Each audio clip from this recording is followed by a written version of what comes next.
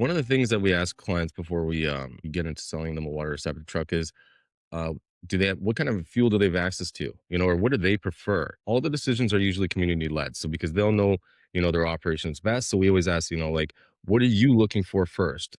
If they don't know, if they're uncertain, if they want to go gas or diesel, then we start asking a little bit more questions about, like, for diesel, they may more be heavily reliant on mechanics who can support the asset because there's issues with the DEF system that usually we see communities who are more remote are more challenged with because they don't have service stations readily available to service those assets. The emission system is a little bit more fragile and sensitive, so that's one thing that we be mindful about when we're discussing the purchase with the clients. Another thing is the fuel. Do they have access to diesel? Is it readily available in the community? Because not all communities have large fuel supplies, right? So we got to be mindful of that as well. So another thing is the roads. What is the conditions of the roads? Because we don't want these tandem heavy trucks driving on these roads that aren't necessarily suited for heavy vehicles driving through.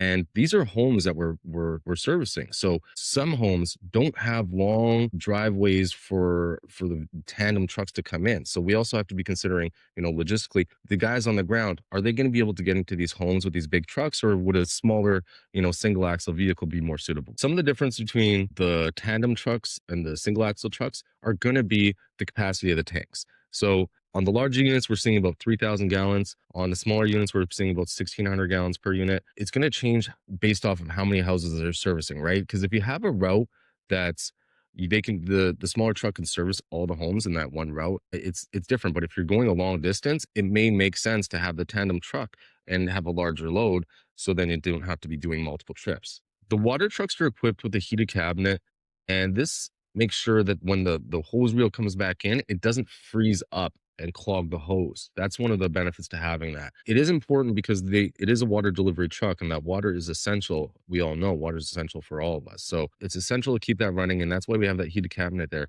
just to ensure there's no freeze up in the cold conditions in the northern climates. The communities always have their own preference to if they want to use diesel or gas. Some want to go in the gas direction, maybe a bit more, environment friendly, while the diesel option is higher maintenance and servicing that comes with it. So it's a bit more difficult to maintain that asset, and gas is a bit more easier. So again, it comes to comfort, it comes to access, it comes to preference and familiarity, especially with the operators, because the operators are the ones who are operating this on a daily basis. So the feedback from them is also critical, because if they have a preference, they're basing that off of experience and circumstance on day-to-day operations. And sometimes that information doesn't always get up to the stakeholders or leadership, but that feedback is critical in making these purchase decisions.